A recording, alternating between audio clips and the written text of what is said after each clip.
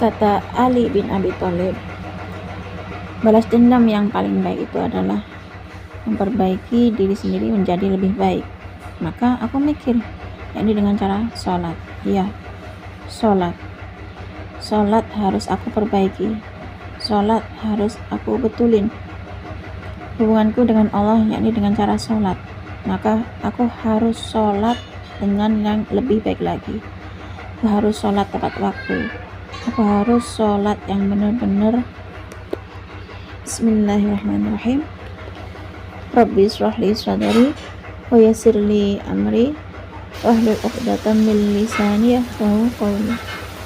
Allahumma shalli ala sayyidina Muhammad wa ala ali sayyidina Muhammad. Halo teman-teman, jumpa lagi di channel YouTube Finasweet.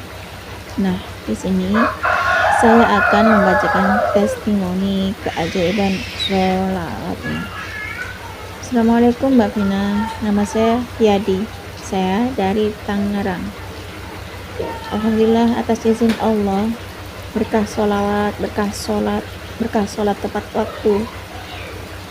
Alhamdulillah saya merasakan perubahan hidup jauh lebih baik lagi dan bisa berkirim testimoni keajaiban sholawat dan keajaiban sholat. Di sini saya pernah dengar ya, bahasanya Ali bin Abi Thalib pernah berkata, balas dendam terbaik adalah membuat hidup itu jauh lebih baik lagi. Katanya Ali bin Abi Thalib, balas dendam yang paling bagus, balas dendam yang paling baik adalah merubah dirinya jauh lebih baik. Nah, maka dari itu di sini aku harus perbaiki dengan sholat.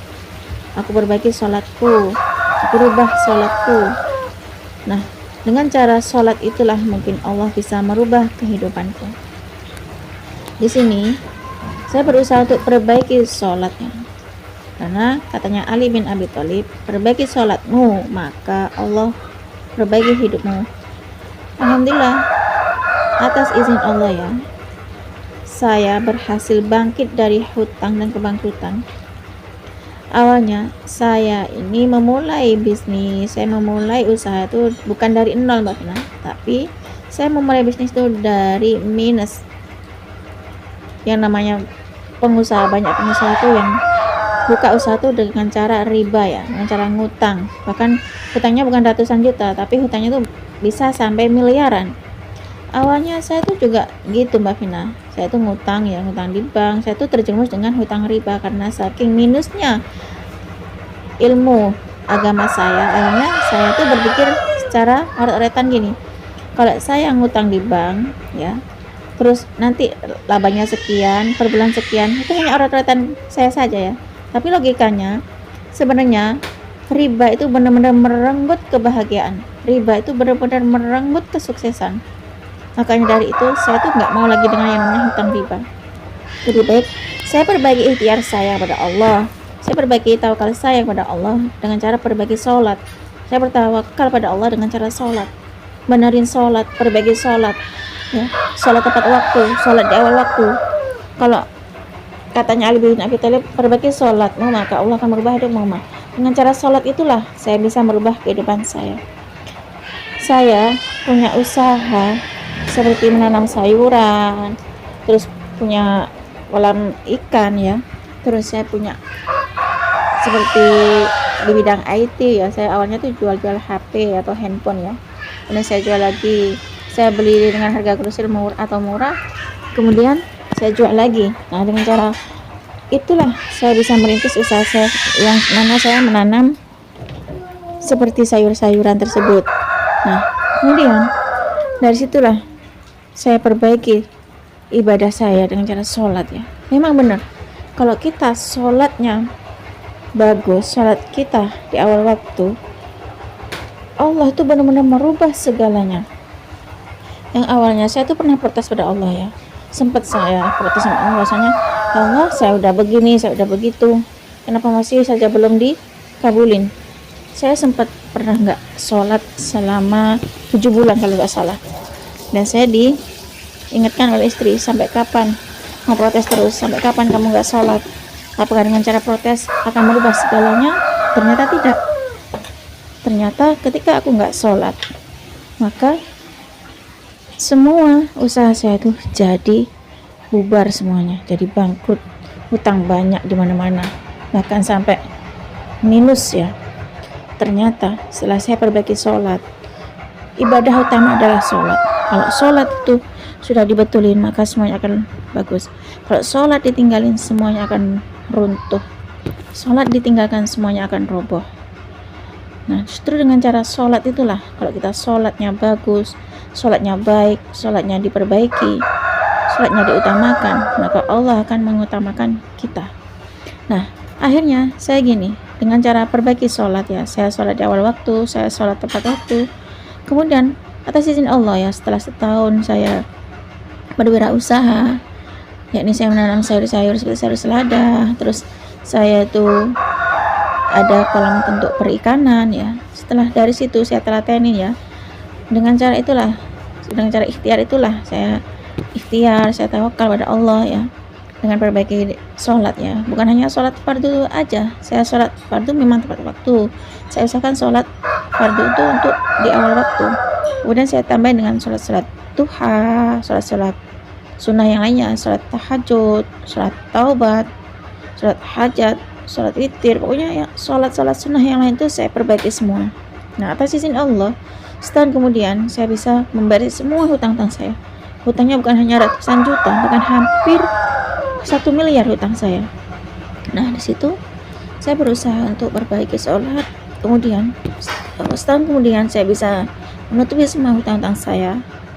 Karena usaha itu saya berusaha bukan untuk mencari kesuksesan, tapi di sini yang kunci suksesnya adalah kita itu ikhtiar dulu pada Allah, terus kita tawakal pada Allah, dan yang ketiga itu istiqomahnya ya. Kita istiqomah ibadah pada Allah, perbaiki sholat, kita perbanyak baca sholawat dan sholawat ya, perbaiki sholat, bandarin sholat dulu, sholat lagi, dan sholat terus, sholat di awal waktu, sholat tepat waktu, itu kuncinya. Kunci sukses itu ada di sholat dan perbanyak baca sholawat. Nah, setelah itu, setelah ada banyak rezeki, banyak laba, banyak kesuksesan di situ, saya kan mengajak teman ya untuk kerjasama dengan saya. Kemudian dalam hati dan pikiran saya itu nggak ada yang namanya umroh, Mbak Vina, nggak pernah ada impian yang namanya umroh. Karena saking banyak rezeki, saya bingung untuk mengolah rezeki ini untuk buat itu untuk apa. Saya ngomong sama istri, terus istri ngomong gini, gimana Pak kalau rezeki ini kita umroh satu keluarga? Padahal saya tuh nggak pernah kebayang tuh umroh sekeluarga. Saya tuh nggak pernah ada impian tuh umroh ataupun umroh, bahkan umroh sendiri tuh belum pernah, apalagi umroh sekeluarga. Nah, setelah itu kita bukan hanya untuk ikhtiar, tawakal, terus berbagi ibadah saja ataupun sholat saja. Ternyata dukungan dari istri pun sangat perlu ya. Ternyata doa istri itu juga sangat mendukung kita. Terus istri itu mendukung kita, istri mensupport kita dengan cara doa, dengan cara ikhtiar jalur langit, itu juga perlu. Terus dan yang kedua, kita harus memuliakan istri. Seandainya aku punya uang sekian, aku kasih ke istri, membahagiakan istri. Terus seminggu lagi aku punya uang 10 juta ya, aku kasih ke istri. Intinya memuliakan istri itu juga bisa membuat Allah memberikan kepada kita rezeki berkali-kali lipat. Nah, dari situ setelah saya perbaiki sholat, istri juga perbaiki sholat tepat waktu, sholat di awal waktu ya, ditambah dengan sholat sunnah, sholat duha, sholat tahajud, sholat hajat, sholat taubat, sholat witir, dan sholat sunnah yang lainnya.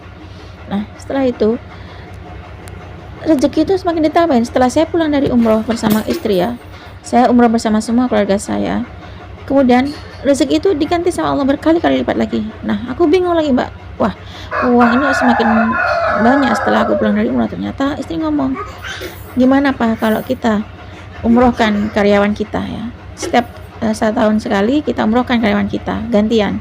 Intinya setiap tahun kita umrohkan karyawan kita. Nah, dari situlah aku setuju dengan istri bahwasanya setiap kali kita dapat rezeki, kita harus kelola uang kita itu untuk supaya gimana caranya uang ini bermanfaat. Maka kita umrohkanlah karyawan kita. Setiap tahun kita umrohkan karyawan kita gantian. Nah, setelah saya merasakan, oh ternyata kunci sukses itu ada di sholat. Perbaiki sholat, benerin sholat. Ibadah utama adalah sholat ya. Sholat kita di awal waktu, sholat kita tepat waktu. Terus setiap harinya kita perbanyak baca sholawat. Entah itu sholawat Jibril yang selalu Nabi Muhammad, entah itu sholawat Fatih, entah itu sholawat Minjat. Yang penting kita perbanyak baca sholawat. Setelah itu baru kita mikirin sukses. Yang penting kita tuh yakin bahwasanya Allah pasti ngasih kesuksesan kita kalau kita perbaiki sholat, kalau kita benerin sholat, maka Allah akan bahagiakan kita di situ.